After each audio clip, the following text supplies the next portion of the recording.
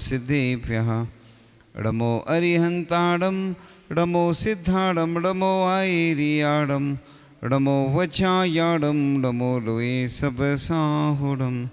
चलते फिरते तीर्थ हैं हरते सब संताप, हम तो बस इतना जानते आप सरीखे आप, हम तो बस इतना जानते आप सरीखे आप। कुंडलपुर के बड़े बाबा की मूल नायक से अतिशयकारी चमत्कारी सर्वरोगहारी मनोहरी श्रीवास पूज्य भगवान की, परम पूज्य आचार्य भगवान गुरुदेव शिक्षण विद्यासागर जी महामुनिराज की, परम पूज्य मुनि शिक्षण विमल सागर जी, अनंत सागर जी, धर्म सागर जी आदि समस्त 3 कम 9 करोड़ मुनिराजों की, 10 लक्षण महापर्व की, उत्तम तप धर्म की,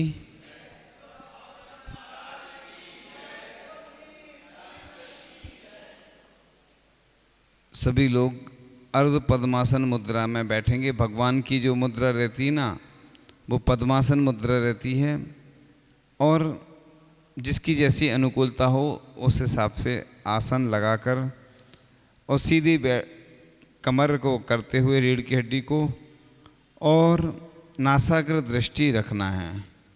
नासाग्र दृष्टि का अर्थ होता है ना आशा, कोई आशा नहीं रहे। नासाग्र यानी नाक का अग्र भाग दिखता रहे। आधी आंखें खुली होंगी, आधी बंद होगी। मोबाइल सब अपने अपने है ना बंद कर लें। बीच में कोई भी घंटी नहीं बजना चाहिए, बीच में डिस्टर्ब होता है। इसलिए ओमकार ध्वनि के साथ 3 बार प्रारंभ करते हैं। श्वास लेते हुए, श्वास अंदर लेते हुए ओम का उच्चारण करते हैं। ओम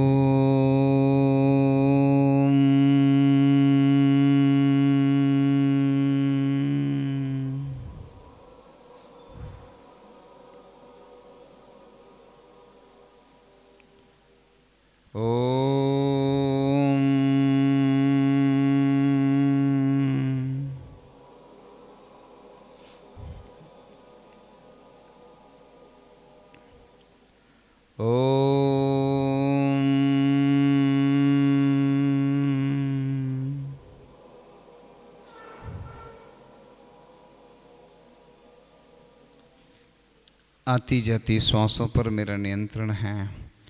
जो दिख रहा है वह मेरा नहीं है। मैं रूप रस गंध वर्ण से रहित, भजन से रहित आत्म तत्व हूँ। हे प्रभु, मैं अनंत काल से भटकता आ रहा हूँ। 84 लाख योनियों में ऐसे ही भ्रमण चल रहा है, अपने आप को मैं जान नहीं सका। हे प्रभु, मैं आपकी भक्ति के द्वारा वह शक्ति प्राप्त करूं कि जिससे कर्मों का क्षय कर सकूं। हे प्रभु, आप अनंत चतुष्टय रूप, अंतरंग लक्ष्मी व समो शरण रूप बहिरंग लक्ष्मी से सुशोभित हैं। हे भगवान, इसलिए आप श्रीमान कहलाते हैं। बिना गुरु के अपने आप समस्त पदार्थों को जानने वाले हैं, अथवा आत्मा में सदैव रत रहते हैं, अथवा अपने आप ही अपना कल्याण किया है, अथवा अपने ही गुणों से स्वयं वृद्धि को प्राप्त हुए हैं। अपने आप केवल ज्ञान और केवल दर्शन के द्वारा समस्त लोकालोक में व्याप्त हो रहे हैं, अथवा भव जीवों को मोक्ष रूपी संपत्ति को देने वाले हैं, तथा द्रव्य पर्यायों को इंद्रिय आदि की सहायता रहित अपने आप जानने वाले, अथवा ध्यान करने वाले योगियों को आप प्रत्यक्ष दिखाई देते हैं, अथवा लोक शिखर पर अपने आप जाकर विराजमान होने वाले हैं। इसलिए आप स्वयंभू कहलाते हैं। आप ब्रस अर्थात धर्म से सुशोभित होते हैं, अथवा धर्म की वर्षा करते हैं, अथवा भक्तजनों के लिए इष्ट वस्तु की वर्षा करने वाले हैं। इसलिए आप वृषभ कहलाते हैं। आपके द्वारा सभी जीवों को सुख प्राप्त होता है एवं आपका भाव जन्म अत्यंत उत्कृष्ट है, अथवा आप सुखपूर्वक उत्पन्न हुए इसलिए आप संभव कहलाते हैं। आप परमानंद मोक्ष रूपी सुख को देने वाले इसलिए आप शंभु कहलाते हैं। आप अपने आत्मा के द्वारा ही कृतकृत्य हैं, अथवा आप शुद्ध बुद्ध चित्त चमत्कार स्वरूप आत्मा में लीन रहते हैं, अथवा ध्यान के द्वारा योगियों के आत्मा में ही प्रत्यक्ष होते इसलिए आप आत्मभू कहलाते हैं। आप अपने आप ही प्रकाशमान होते हैं, अथवा शोभायमान होते हैं इसलिए आप स्वयं प्रभु कहलाते हैं। सबके स्वामी हैं या सर्वथा समर्थ हैं इसलिए आप प्रभु हैं। आप परमानंद स्वरूप सुख का भोग करने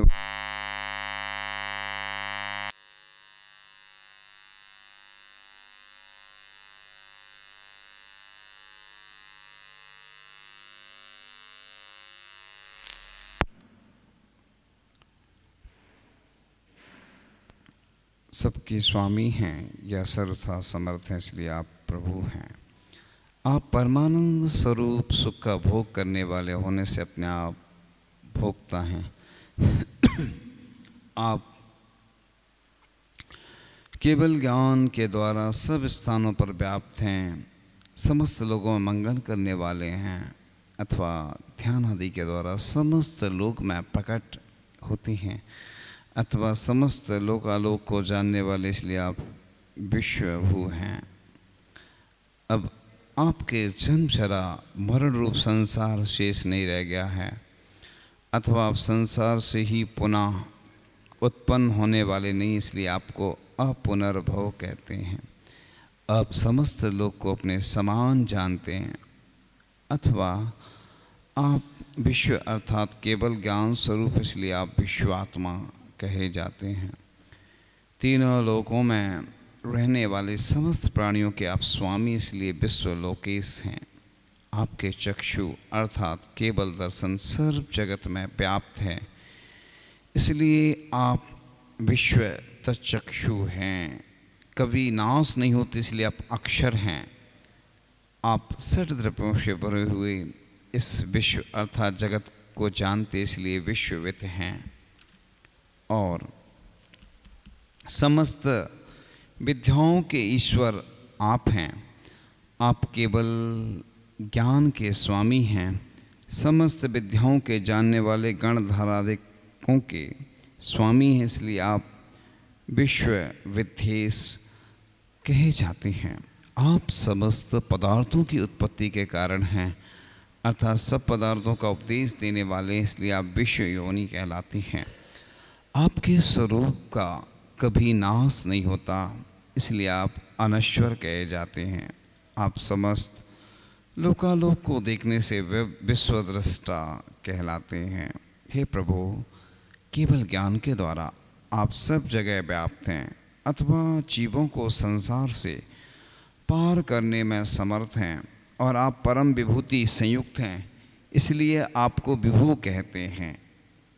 हे प्रभु, चारों गतियों में परिभ्रमण करने वाले जीवों का उद्धार कर मोक्ष स्थान में पहुंचाने वाले हैं, तथा दयालु होने से आप सब जीवों की रक्षा करते इसलिए आप घाता कहलाते हैं।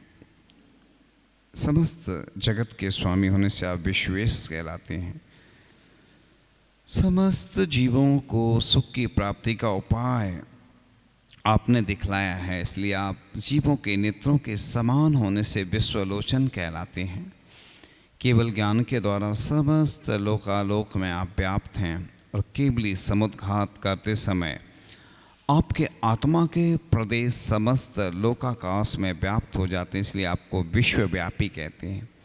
आप कर्मों का नाश करने वाले हैं, अथवा केवल ज्ञान रूपी किरणों के द्वारा मोह रूपी अंधकार का नाश करने वाले इसलिए आप विभू हैं। आप धर्म रूप जगत को उत्पन्न करने वाले हैं इसलिए आप वेदा कहलाते हैं।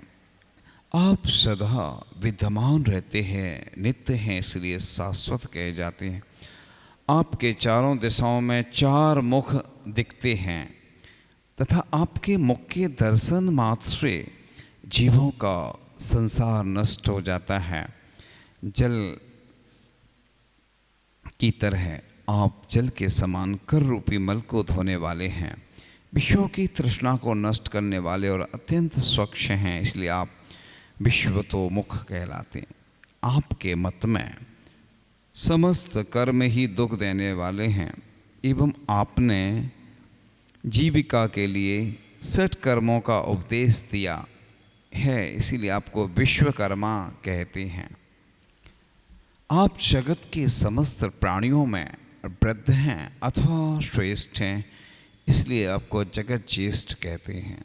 आप अनंत गुणमय हैं, इसलिए आप विश्वमूर्ति कहलाते हैं।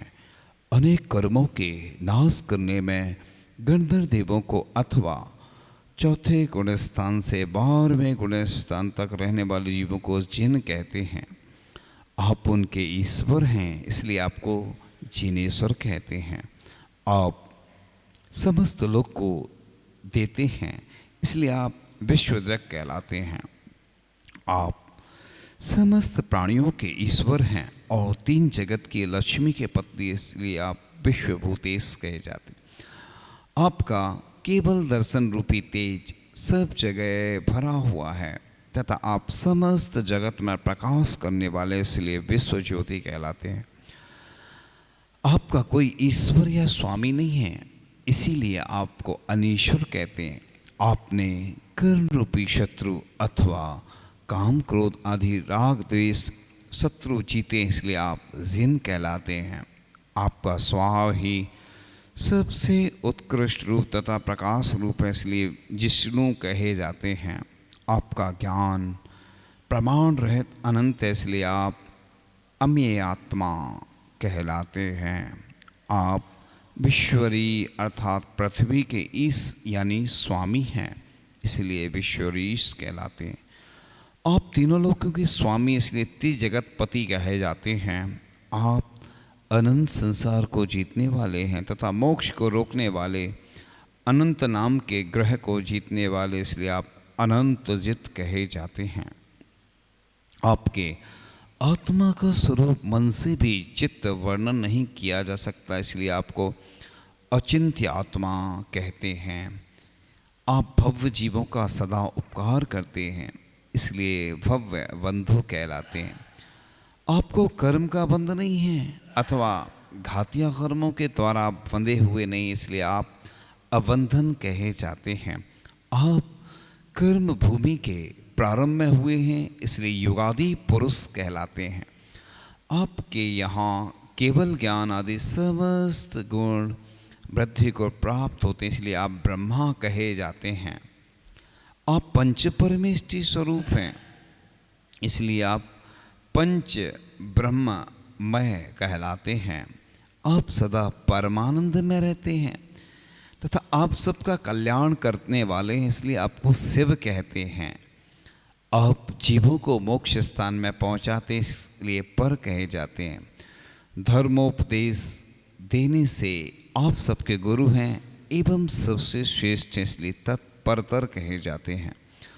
आप इंद्रियों के द्वारा सब नहीं जाने जा सकते, आप केवल ज्ञान के द्वारा ही जाने जा सकते, इसलिए आप सूक्ष्म कहलाते हैं।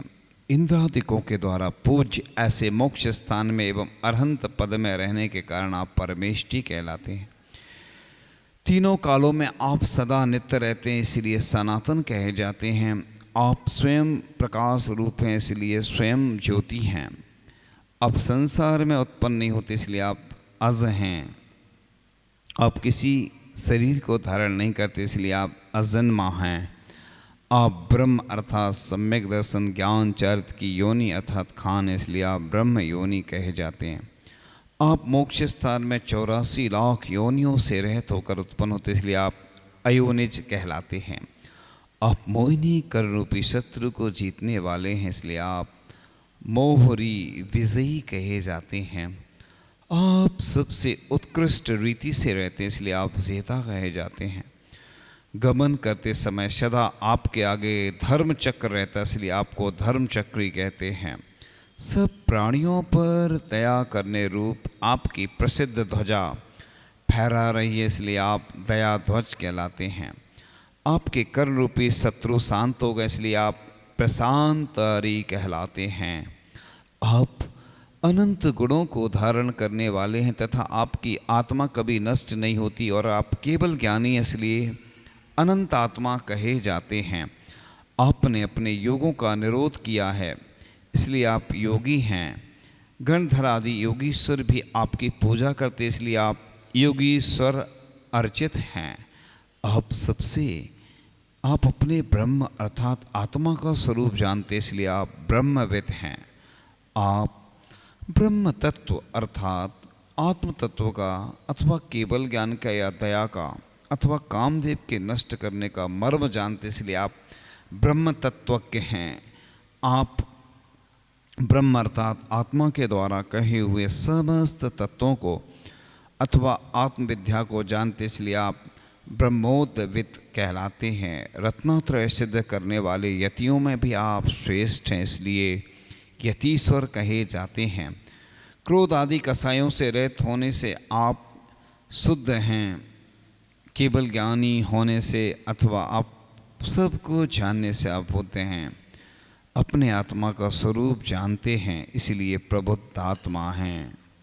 धर्म अर्थ काम और मोक्ष चारों पुरुषार्थ आपको सिद्ध हो चुके हैं तथा मोक्ष प्राप्त करने का ही आपका मुख्य प्रयोजन है एवं आपके द्वारा ही जीवादि पदार्थों की सिद्धि होती है तथा मोक्ष का अर्थ अर्थात कारण रत्नात्रय आपको सिद्ध हो चुका है, इसलिए आप सिद्धार्थ कहते हैं।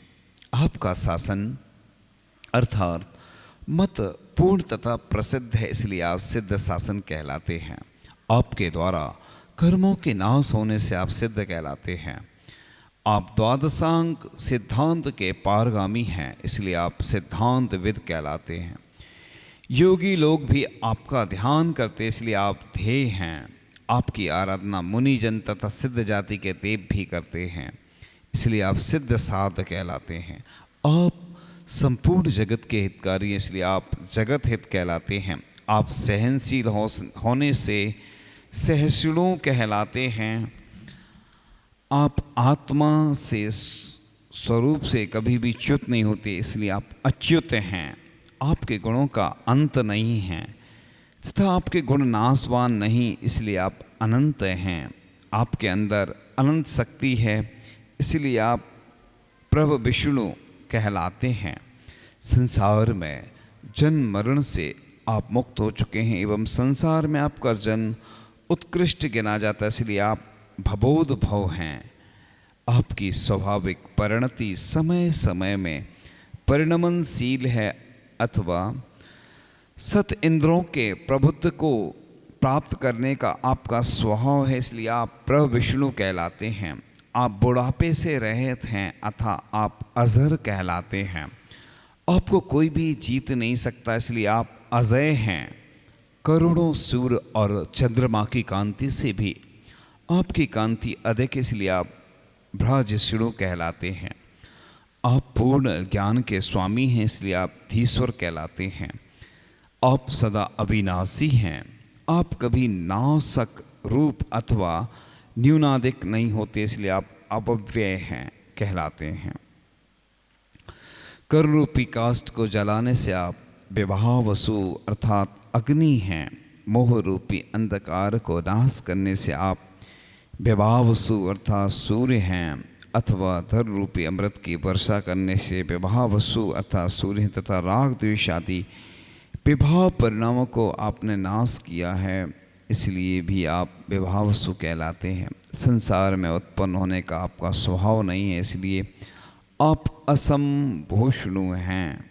अपने आप ही आप प्रकट अर्थात प्रकाशमान हुए, इसलिए आप स्वयंभूषणु कहलाते हैं। आप अनादि सिद्ध हैं, इसलिए पुरातन हैं। आपका आत्मा परमोत्कृष्ट है, इसलिए आप परमात्मा कहलाते हैं।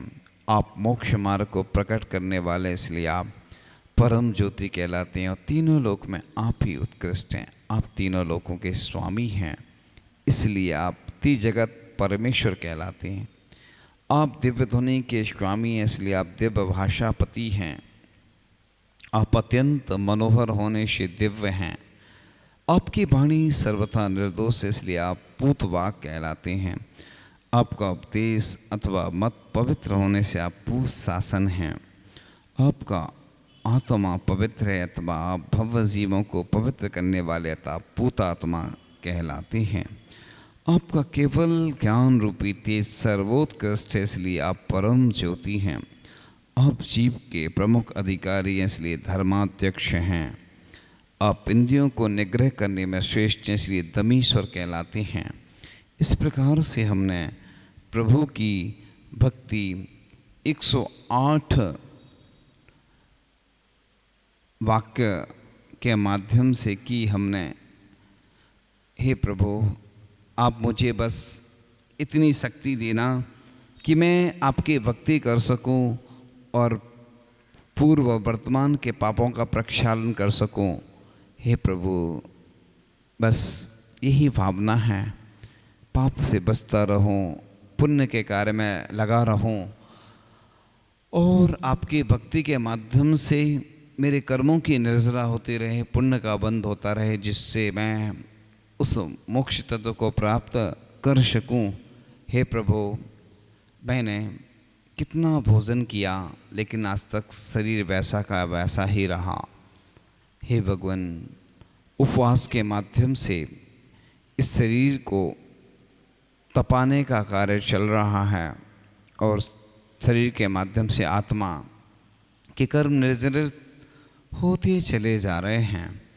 उपवास के माध्यम से कष्टों को सहन किया जा रहा है। यह सबसे बड़ा कार्य है और धीरे धीरे हमारे कर्म जा रहे हैं और पुण्य बढ़ रहा है। इसी प्रकार से हम धीरे धीरे अभ्यास और साधना करते रहे तो हमारा पुण्य बढ़ता चला जाएगा। हे प्रभु, आपके चरणों में अनंत बार नमस्कार कर रहा हूँ मैं, जिससे कि भगवान बस आपकी ही मैं भक्ति करता रहूं और बस वही मोक्ष तत्व मुझे प्राप्त हो जो आपने किया है। धीरे धीरे जिस प्रकार से हमने श्वास ग्रहण की थी, श्वास को छोड़ते हैं और 3 बार फिर से ओम का उच्चारण करते हैं। ओम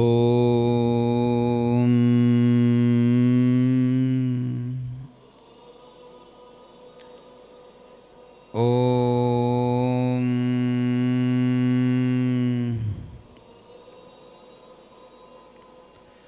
ओम।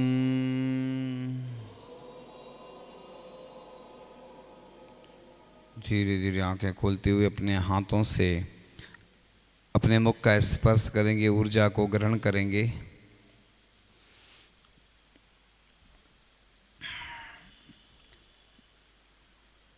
अब एक भजन सुनाते हैं आप लोगों को। करुणा सागर भगवन भव पार लगा देना, तूफान बहुत भारी मेरी नाव तिरा देना। मोही बन कर मैंने अब तक जीवन खोया, अपने ही हाथों से कांटों का बीज है बोया। अब तेरी शरण आया, दुख जाल हटा देना। भगवान तेरी भक्ति से संकट टल जाते हैं, अज्ञान ते मेरे मिटता सुख के फल आते हैं। चरणों में पड़ा हूँ मैं, मुझे राह दिखा देना।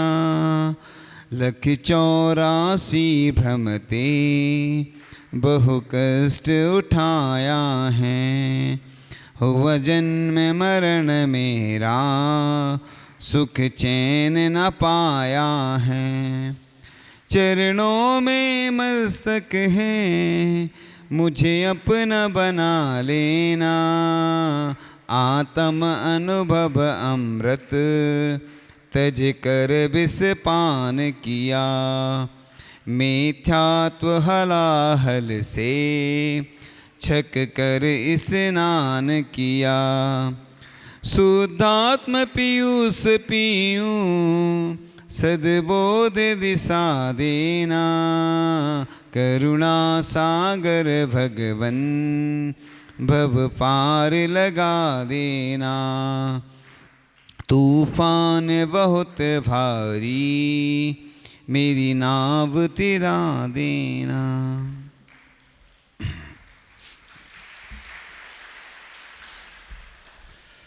इस प्रकार से आज का यह ध्यान पूर्ण हुआ।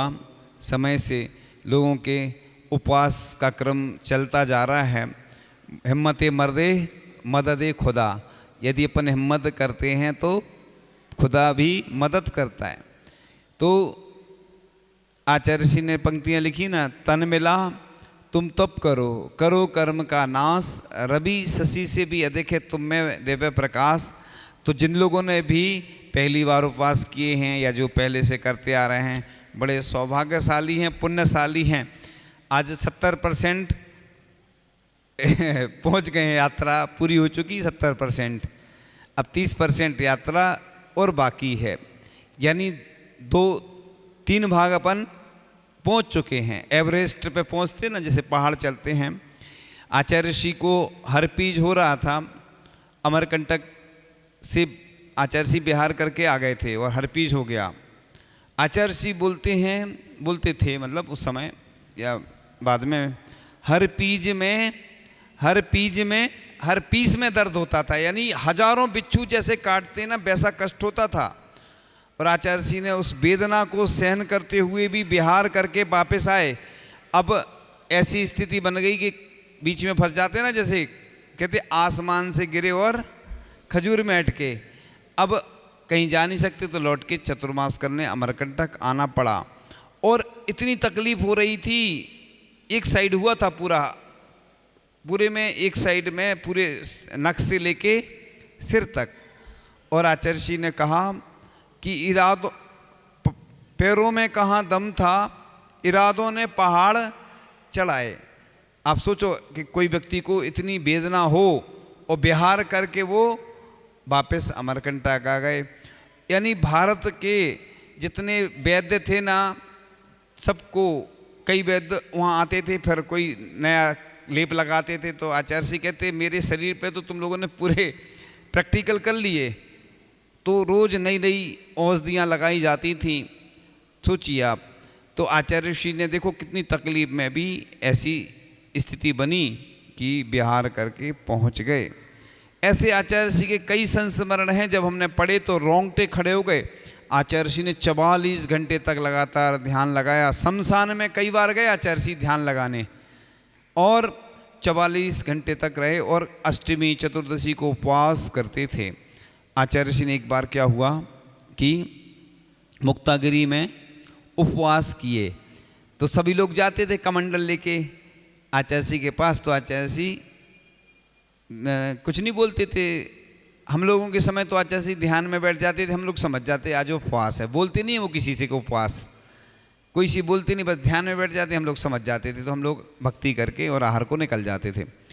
पहले की बात, मुक्तागिरी में आचार्य श्री ने उपवास किए, क्रम से बढ़ते गए, 7 हो गए, 8 हो गए।